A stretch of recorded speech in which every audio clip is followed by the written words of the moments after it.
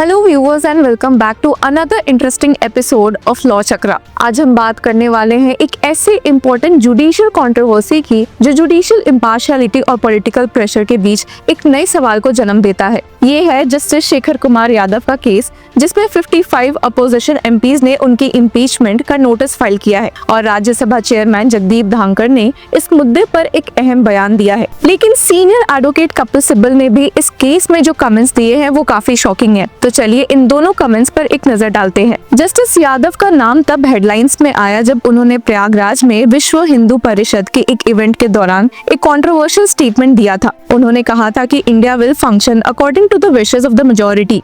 इसके बाद supreme court ने इस केस को अपने नोटिस में लिया है और इलाहाबाद हाई कोर्ट को एक डिटेल रिपोर्ट सबमिट करने को कहा था। अपोजिशन एमपीज का कहना है कि जस्टिस यादव ने अपने जुडिशियल एथिक्स का उल्लंघन किया है और उनका ये बयान सेक्युलरिज्म के खिलाफ है। इसी वजह से दिसंबर 13, 2024 को 55 एमपीज ने उनके इम्पीचमेंट का मोशन फाइल किया, जब सीनियर एडवोकेट कपिल सिब्बल ने इस टॉपिक को रेज किया। हालांकि अब जो बातें इस केस में सामने आई है उसने सबको ही शॉक कर दिया। राज्यसभा के चेयरमैन जगदीप धनखड़ ने ऑफिशियली कंफर्म कर दिया है कि इलाहाबाद हाई कोर्ट के जस्टिस शेखर यादव के इम्पीचमेंट नोटिस पर अब तक एक्शन नहीं हुआ। जी हाँ, आपने सही सुना। तो सवाल ये उठता है कि क्या ये डिले इंटेंशनल है या लीगल टेक्निकलिटी? क्या एक हाई कोर्ट जज को हटाना इतना आसान है और इससे जुडिशरी की इम्पार्शियलिटी पर क्या असर पड़ेगा? राज्यसभा चेयरमैन जगदीप धनखड़ ने अपने सू मोटो स्टेटमेंट में ये भी कहा है कि सिर्फ पार्लियामेंट के पास एक जज को रिमूव करने का अधिकार है। उन्होंने ये भी कहा कि ये मैटर पार्लियामेंट के एक्सक्लूसिव जुरिस्डिक्शन में आता है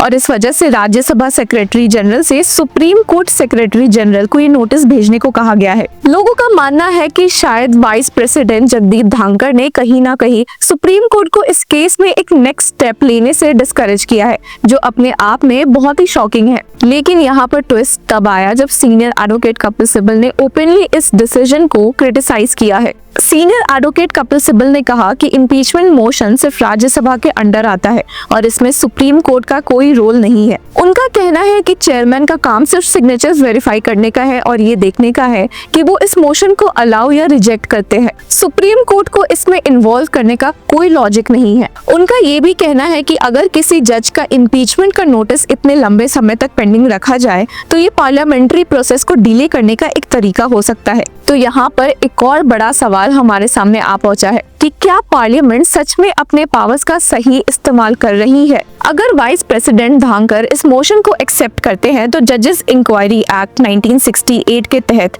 एक 3 मेंबर कमेटी का फॉर्मेशन किया जाएगा जो इन्वेस्टिगेट करेगी कि जस्टिस यादव ने मिसबिहेवियर या इनकैपेसिटी दिखाई है या नहीं। अगर ये कमेटी उन्हें गिल्टी डिक्लेयर करती है तो ये मोशन पार्लियामेंट में वोट के लिए जाएगा और अगर दोनों हाउसेस में ये मोशन पास हो जाए तो उसके बाद प्रेसिडेंट के पास जज को रिमूव करने का ऑर्डर्स साइन करने का ऑप्शन होगा। अब एक बार वापस से आते हैं राज्यसभा चेयरमैन जगदीप धनखड़ के रिमार्क्स और एक्शंस पर। उनका कहना है कि ये मैटर अब तक पेंडिंग है और सिर्फ पार्लियामेंट के पास ही पावर है किसी जज को रिमूव करने की। जिसके साथ ही उन्होंने एक और अनएक्सपेक्टेड मूव भी किया है, सुप्रीम कोर्ट के सेक्रेटरी जनरल को ये नोटिस भेज दिया। अब यहाँ सवाल ये आता है कि क्या ये डिसीजन लीगली जस्टिफाइड है या पॉलिटिकल टसल का एक नया केस है? क्योंकि इम्पीचमेंट एक प्योरली पार्लियामेंट्री प्रोसेस है तो यहाँ सुप्रीम कोर्ट का रोल ही क्या हो सकता है? इस पर सीनियर एडवोकेट और राज्यसभा एमपी कपिल सिब्बल ने कहा भी कि ये मूव बियॉन्ड कॉन्स्टिट्यूशनल नॉर्म्स है। उनका मानना है कि चेयरमैन सिर्फ सिग्नेचर्स वेरीफाई कर सकते हैं,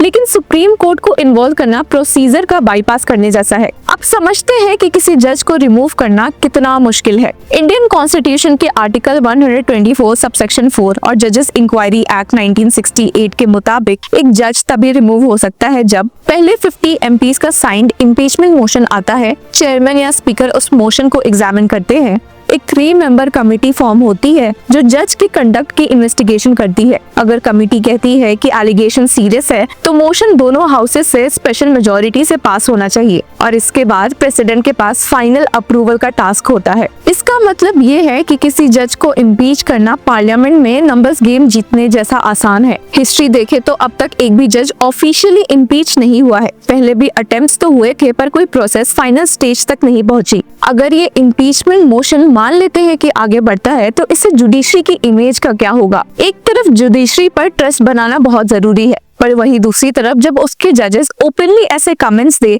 तो जुडिशरी की इम्पार्शियलिटी पर सवाल जरूर उठते हैं। और यहाँ पर एक और बड़ा सवाल उठता है सुप्रीम कोर्ट कॉलेजियम पर कि वे ऐसे जजेस को सिलेक्ट नहीं करने के लिए नेक्स्ट कदम क्या उठा सकते हैं, क्योंकि जैसा हमने देखा है जुडिशरी और पॉलिटिक्स के बीच की लाइन धीरे धीरे ब्लर होती जा रही है। ये केस सिर्फ एक जज का नहीं है बल्कि पूरे जुडिशरी की क्रेडिबिलिटी पर एक सवाल उठाता है और उस मुद्दे से जुड़ा हुआ है। क्या एक जज के पर्सनल रिमार्क्स उनके जुडिशियल करियर को खत्म करने के लिए काफी है या फिर ये एक पॉलिटिकल गेम है? तो व्यूअर्स, ये था पूरा break down justice Shekhar Kumar Yadav के कंट्रोवर्सी पर। तो आपको क्या लगता है, क्या वीपी जगदीप धंगर का ये नेक्स्ट स्टेप जस्टिफाइड है या फिर डिले इंटेंशनल है? और सबसे बड़ा सवाल, क्या जुडिशरी को और ट्रांसपेरेंट और अकाउंटेबल होने की जरूरत है? आपको क्या लगता है, क्या जस्टिस यादव का इम्पीचमेंट होना चाहिए या फिर ये एक सिर्फ पॉलिटिकल स्टंट है? कमेंट सेक्शन में अपनी राय दे और तब तक के लिए कीप फॉलोइंग लॉ चक्रा।